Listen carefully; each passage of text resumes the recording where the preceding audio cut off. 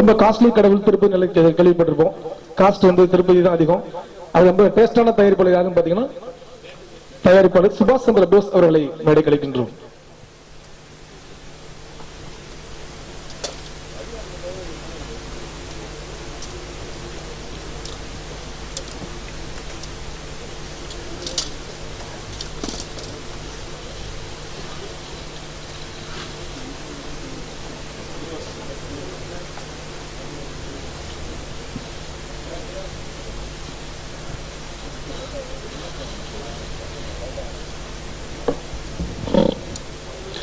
அனைவருக்கும் வணக்கம்.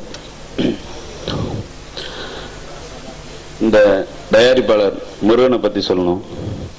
ஒவ்வொரு ஃப்ரைடே படம் ரிலீஸ் ஆகிறப்ப லேப்ல இவர் நிற்பாரு. என்னங்க உங்க படம் ரிலீஸ் ஆக போதான்னு கேட்பேன்.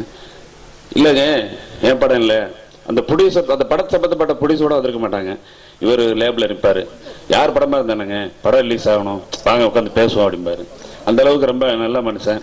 அவர் படம் வந்து ரொம்ப நல்லா பெருசா ஜெயிக்கணும்னு சொல்லி படம் மிகப்பெரிய வெற்றி அடையணும். அப்புறம் ரொம்ப நாளுக்கு முன்னாடி நம்ம ஒரு வாரம் முன்னாடி இவர் எப்ப பார்த்தாலும் கவுன்சில்ல வந்து சிரிச்சுட்டே இருந்தாரு. நம்ம தலைவர் சொன்னாரு, என்னப்பா படம் பெரிய பட்ஜெட் ஆகி போச்சா, எப்ப பார்த்தாலும் சிரிச்சுட்டே இருக்கான், ஏதோ ஆயிடுச்சா பார்ப்பா அப்படின்னாங்க. அப்பதான் தெரியுது இப்படி ஒரு படம் பண்ணிட்டு ஜாலியா அவர் வந்து படம் நல்ல படம் பண்ணிட்டு நினைச்சு சிரிச்சுட்டு இருக்கான்னு நினைக்கிறேன். படம் மிகப்பெரிய வெற்றி அடையும்.